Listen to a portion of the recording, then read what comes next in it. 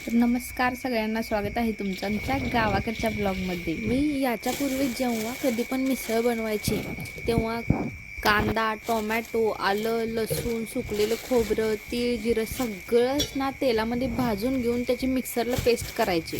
जेव्हापासून मी मिसळ बनवायची ही पद्धत पाहिल्या ना तेव्हापासून खूप सारा मसाला घालून मी बनवत होते ना मिसळ, ती पद्धत मी विसरूनच गेले। आपल्या गावाकडची आणि मसाला काहीच नसलेली एकदम साधी सोपी आणि त्या खूप साऱ्या मसाला घालून करण्यापेक्षा एकदम सोपे सगळ्यात जास्त टेस्टी अशी लागणारी ही मिसळ ना ही घरी बनवलेली मटकीची मोड घेतल्या। आम्ही कधीही बाजारातून मटकीची मोड विकत आणत नाही, घरातच मटकीची डाळ भिजत घालून त्याच्यापासूनच आम्ही मोड तयार करतो। आता आपण एक कांदा, एक टोमॅटो आणि 2 बटाटे बारीक चिरून घेतलेले आहेत आणि हे सर्व आपण आता मटकीमध्ये मिक्स करणार आहोत।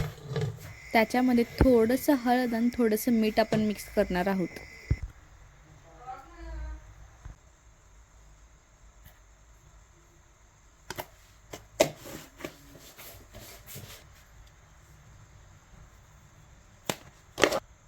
ह्या स्प्राईटच्या बॉटलमधून मी काय मिक्स केलं, स्प्राईट तर नाही। आम्ही ना मध्ये ट्रिपला गेलेलो दिल्लीला, तर येताना ना आग्र्यामध्ये भरपूर साऱ्या फॅक्टरीज होत्या हिंगाच्या।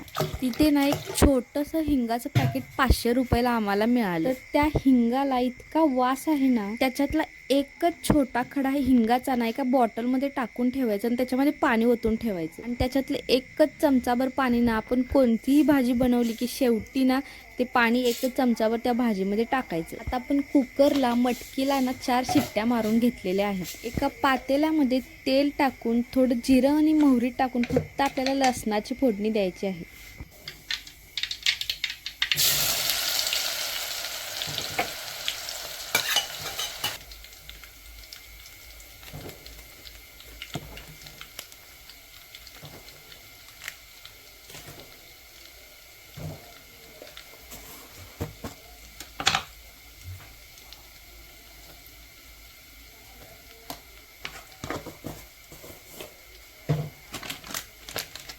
आता आपल्याला ह्याच्यामध्ये मसाले काय काय ॲड करायचे आहेत, तर आपलं लाल तिखट, थोडासा गरम मसाला, आपली घरगुती चटणी, थोडीशी हळद आणि स्वाद अनुसार मीठ।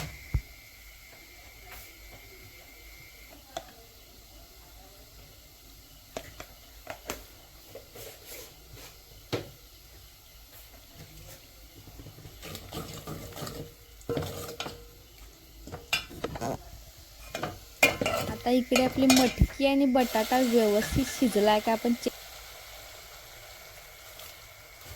बटाटा हातात घेतला ना की व्यवस्थित स्मॅश होतो, त्याच्यामुळे व्यवस्थित शिजलेला आहे। आता हे मटकीचं पाण्यासकट आपण ह्याच्यामध्ये ओतणार आहोत।